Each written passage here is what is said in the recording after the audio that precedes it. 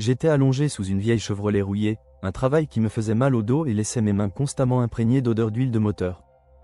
Le bruit caractéristique d'une voiture luxueuse s'arrêtant devant mon atelier attira mon attention, suivi d'une voix aiguë et paniquée.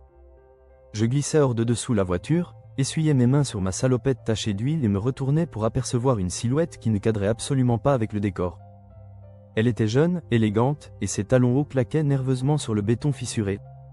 « Ma voiture est en panne », dit-elle en désignant le coupé noir garé de travers au bord du trottoir, un véhicule aussi déplacé dans ce quartier qu'elle-même semblait l'être.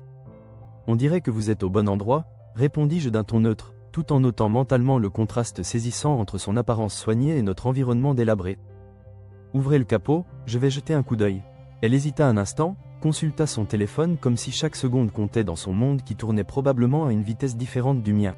« Vous pouvez la réparer ? J'ai un emploi du temps extrêmement chargé, lança-t-elle avec une impatience mal dissimulée dans sa voix cristalline. Il devint rapidement évident qu'elle ne connaissait rien aux voitures quand je lui fis remarquer que le radiateur était presque vide et que certaines connexions s'étaient desserrées avec le temps. Je lui assurai que je pouvais réparer sa voiture, mais que cela prendrait quelques heures. Elle soupira profondément et commença à faire les 100 pas sur ses talons ridicules qui n'avaient clairement pas été conçus pour le sol rugueux de mon garage modeste. « Très bien, j'attendrai », déclara-t-elle en sortant son téléphone dernier cri, manifestement résignée. Quand j'eus terminé, le soleil était presque couché. « C'est réglé », annonçai-je en m'essuyant les mains avant de me relever. Son soulagement fut immédiatement visible. « Enfin, merci, combien je vous dois pour cette réparation qui m'a sauvé ?» Je lui annonçai une somme modérée, conscient que je facturais moins que ce que la plupart des garages auraient demandé. Elle cligna des yeux, fouilla dans son sac et en sortit une liasse épaisse de billets qu'elle me tendit sans hésitation. « Gardez le reste », dit-elle simplement en me donnant bien plus que ce que j'avais demandé. « C'est beaucoup trop », commençai-je à protester, mais elle était déjà en train de regagner sa voiture. « Considérez cela comme un pourboire généreux », lança-t-elle par-dessus son épaule avant de démarrer et de disparaître. Je n'y pensais plus, du moins jusqu'à ce que plus tard dans la nuit, des coups fermes résonnent à ma porte. Un homme en costume impeccable se tenait devant moi, une enveloppe à la main. « Monsieur Daniel, je suis ici au nom de mademoiselle Evelyn Carter », dit-il en me tendant l'enveloppe. Il m'expliqua qu'il s'agissait de la femme dont j'avais réparé la voiture. Je fronçai les sourcils, soudain inquiet qu'il puisse y avoir un problème avec la réparation. « Il ne s'agit pas de la réparation », me coupa-t-il. « Mademoiselle Carter tient à vous remercier personnellement. » J'ouvris l'enveloppe, mes doigts rugueux effleurant le papier lisse qui contenait un chèque de 50 000 $. Mes yeux s'agrandirent. « Ça ne peut pas être sérieux », murmurai-je. « Ce n'est pas une erreur », me rassura-t-il. « Mademoiselle Carter a ses raisons que je ne suis pas autorisé à discuter. »« Quelles raisons ?» demandai-je. « J'ai réparé sa voiture, pas changé sa vie de façon dramatique. » Il esquissa un faible sourire. Disons qu'elle apprécie particulièrement les actes de gentillesse spontanée, surtout quand ils viennent de personnes qui n'en attendent absolument rien en retour. Je fixai le chèque, mon esprit en ébullition. Avec cet argent, je pouvais rembourser mes dettes accumulées, moderniser mon atelier vieillissant, peut-être même envisager d'agrandir mon affaire. « Quelle est la condition attachée à cette somme ?» demandai-je méfiant. « Il n'y en a aucune », répondit l'avocat. « C'est un cadeau, sans obligation ni contrepartie attendue. » Le lendemain, j'essayais encore d'assimiler ce qui s'était passé quand Evelyn Carter en personne apparut devant mon garage. Cette fois, elle n'avait plus l'air pressée ni paniquée. « Mademoiselle Carter, je ne m'attendais vraiment pas à vous revoir si tôt », dis-je en essuyant mes mains huileuses. « Appelez-moi Evelyn », répondit-elle avec un léger sourire. « Je voulais vous remercier en personne pour votre aide précieuse d'hier. Votre avocat ne l'a-t-il pas déjà fait de manière plus que généreuse ?» répliquai-je. Elle regarda autour d'elle avec un intérêt qui ne semblait pas fin, observant les détails de mon lieu de travail. « C'est votre atelier depuis longtemps ? Pour le meilleur et pour le pire, répondis-je. « Plutôt le pire ces derniers temps. Vous êtes vraiment doué dans ce que vous faites, affirma-t-elle. Vous pourriez facilement demander le double de vos tarifs. Pas ici, les gens du quartier n'ont tout simplement pas les moyens de payer plus cher. » Evelyn hocha la tête pensivement. « Et si je vous disais que je pourrais changer complètement cette situation, pas seulement pour vous mais pour tout le quartier ?» Je fronçai les sourcils, soudain méfiant. « De quoi parlez-vous exactement ? Quel serait votre intérêt dans la transformation d'un quartier qui n'a rien à voir avec votre monde ?» Elle eut un sourire énigmatique. « J'ai une proposition sérieuse à vous faire. Êtes-vous libre pour dîner ce soir ?» J'hésitais longuement. « Je ne mélange généralement pas les affaires et les repas, dis-je prudemment. »« Alors considérez cela simplement comme un service que vous me rendez, » répliqua-t-elle d'un ton qui ne laissait place à aucune objection. Le dîner fut une révélation.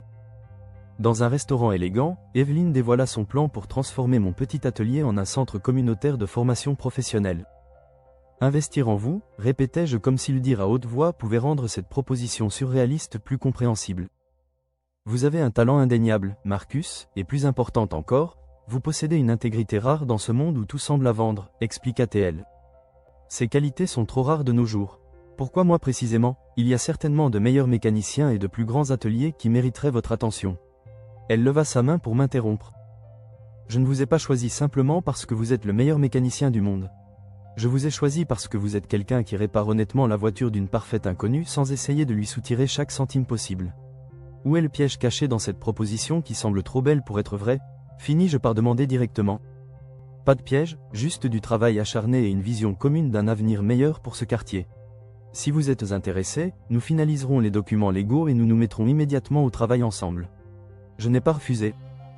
Comment aurais-je pu dire non à ce rêve que j'avais abandonné depuis longtemps? Dans les jours qui suivirent, Evelyne détailla son plan avec une minutie qui témoignait d'une préparation bien antérieure à notre rencontre. Elle voulait agrandir considérablement mon atelier, acquérir des équipements modernes, et mettre en place des programmes de formation pour les jeunes locaux. À la fin de la semaine, j'avais signé tous les documents nécessaires, scellant officiellement notre partenariat. La transformation commença presque immédiatement. La première action d'Evelyne fut d'engager une équipe professionnelle pour rénover entièrement l'atelier vétuste. C'était comme si ma vie entière se reconstruisait en parallèle avec les murs de mon garage. Evelyne était présente chaque jour sur le chantier, supervisant personnellement le projet avec une détermination qui n'acceptait aucune approximation. « Vous ne réparez pas simplement des voitures », me dit-elle un après-midi alors que nous contemplions le chantier. « Vous construisez un véritable héritage pour ce quartier et ses habitants. » Mais tout le monde dans le quartier ne voyait pas ces changements d'un bon œil. Certains mécaniciens locaux me considéraient désormais comme un traître. « Tu te crois meilleur que nous maintenant avec ton atelier flambant neuf ?» lança agressivement l'un d'eux en entrant dans l'atelier un jour. « Je pense simplement essayer de faire les choses différemment », répondis-je calmement malgré la tension palpable. « Oui, avec son argent à elle », rétorqua-t-il dédaigneusement en désignant Evelyne. Je serrai les poings, mais avant que je ne puisse répondre, Evelyne intervint avec un calme olympien. « Y a-t-il un problème particulier que nous pourrions résoudre ensemble ?» demanda-t-elle d'une voix froide et contrôlée. L'homme marmonna quelque chose d'indistinct avant de s'éclipser rapidement. Au fur et à mesure que l'atelier prenait forme sous nos yeux, ma vie aussi se transformait profondément. Pour la première fois depuis des années, j'avais l'impression d'avancer réellement au lieu de simplement survivre. Mais avec le progrès visible vinrent aussi de nouveaux défis. La présence régulière d'Evelyne n'était pas passée inaperçue, et les gens chuchotaient abondamment sur notre relation. L'atelier était progressivement devenu bien plus qu'un simple commerce local, c'était désormais un véritable centre communautaire rayonnant. Nous proposions régulièrement des cours gratuits de réparation automobile, organisions des ateliers pour les jeunes apprentis, et aidions les familles défavorisées à entretenir leurs véhicules. Un des moments les plus gratifiants fut lorsqu'un garçon nommé Lys, participant assidu à notre programme de formation, vint me voir après avoir terminé sa première réparation automobile complète de façon autonome. « Merci infiniment de m'avoir donné cette chance inespérée, Monsieur Daniels, dit-il d'une voix vibrante de gratitude. Tu l'as entièrement mérité par ton travail acharné, gamin, répondis-je en lui ébouriffant affectueusement les cheveux. Des moments comme celui-là me donnaient la force nécessaire pour avancer, même lorsque les défis semblaient insurmontables. Mais l'hostilité latente de certains habitants persistait obstinément. Un soir, alors que nous fermions l'atelier après une journée épuisante, Evelyne remarqua mon expression fatiguée. « Tu portes ce fardeau émotionnel depuis beaucoup trop longtemps tout seul, dit-elle doucement en posant sa main sur mon épaule. Ça va parfaitement bien, répondis-je automatiquement, bien que mon ton trahisse mon véritable état d'esprit. Tu n'es plus seul dans cette aventure, Marcus. Nous faisons cela ensemble maintenant, comme une véritable équipe. Pour la première fois, je compris à quel point Evelyne avait personnellement investi dans cette aventure commune. Ce projet n'était pas juste une simple affaire commerciale pour elle, mais sa façon de redonner à une communauté défavorisée. Une semaine plus tard, Derek, un ancien rival dans le quartier, fit son apparition menaçante à l'atelier accompagné de 2 acolytes. « Tu crois sérieusement que tu es meilleur que nous tous maintenant ?» cracha-t-il assez fort pour que tous les apprentis présents puissent l'entendre. Je sortis calmement à sa rencontre. « Je ne me considère meilleur que personne ici, Derek. J'essaie simplement de gérer mon affaire du mieux possible pour aider le quartier. »« Ton affaire » ricana-t-il amèrement. « Ce n'est plus vraiment la tienne désormais, c'est la sienne, ajouta-t-il en désignant Evelyne du doigt avec mépris. Avant que je ne puisse répondre, Evelyne apparut calmement à la porte. « Y a-t-il un problème spécifique que nous devrions discuter » demanda-t-elle fermement. La tension était presque palpable dans l'air. On en a définitivement fini ici, dis-je fermement en m'interposant. Si tu as quelque chose à me dire, dis-le-moi directement. Laisse Evelyn complètement en dehors de cette querelle. Derek me fixa intensément, puis recula lentement en murmurant des insultes à peine voilées.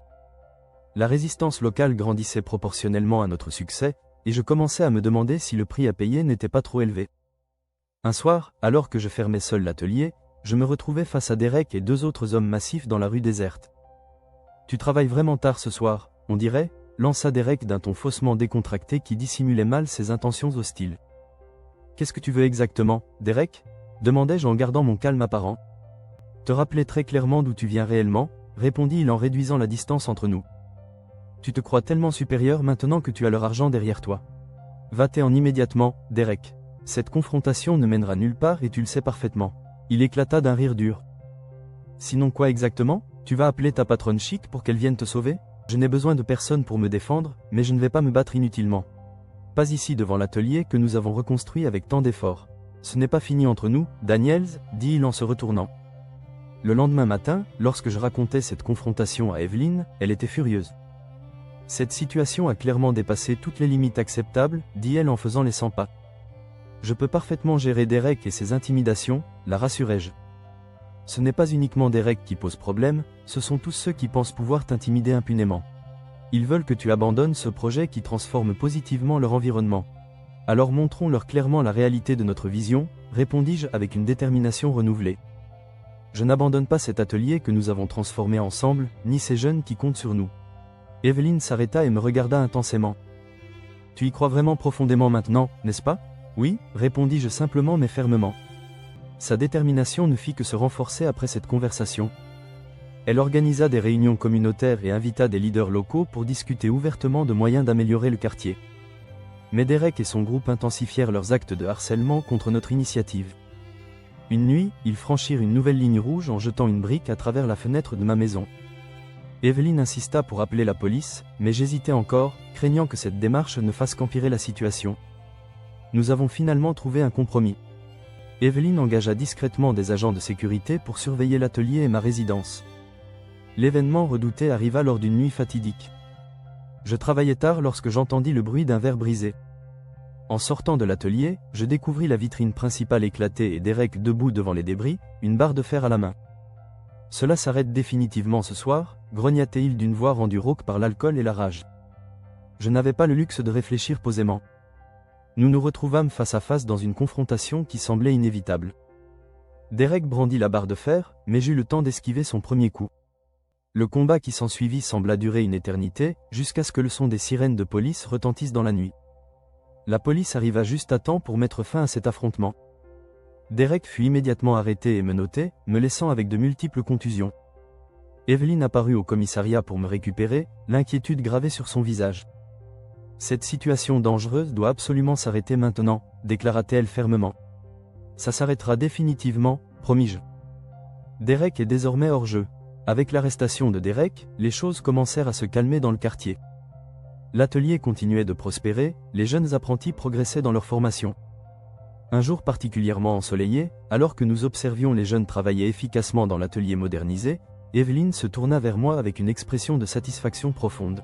« Tout ce que nous avons rêvé est désormais là, concrètement devant nos yeux, Marcus, déclara-t-elle avec émotion.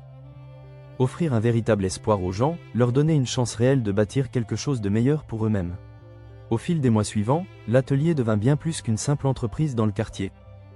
Il se transforma en un véritable symbole de résilience communautaire et d'espoir pour tous les habitants. Finalement, je compris que ce voyage transformateur n'avait jamais été uniquement question de réparer des voitures. Il s'agissait de prouver que le changement positif était possible, même face à l'adversité la plus décourageante. La vision d'Evelyn avait non seulement transformé l'atelier, mais aussi profondément changé les vies de tous ceux qu'elle avait touchés, y compris la mienne qui avait trouvé un sens nouveau dans ce projet. En contemplant la communauté désormais florissante que nous avions bâtie ensemble, je compris que chaque combat difficile avait valu la peine.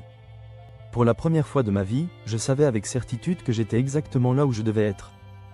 Notre atelier n'était plus simplement un lieu de réparation automobile, mais un véritable catalyseur de transformation sociale pour tout le quartier. Et tandis que je regardais Evelyn interagir avec nos apprentis, Je réalisais que notre partenariat était devenu bien plus qu'une simple association d'affaires. C'était une alliance fondée sur des valeurs partagées et une vision commune d'un monde où chacun mérite une seconde chance. Le chemin avait été difficile, semé d'embûches, mais le résultat final en valait chaque effort consenti. Nous avions prouvé ensemble qu'avec de la détermination et une vision claire, même les quartiers les plus défavorisés peuvent connaître une renaissance spectaculaire.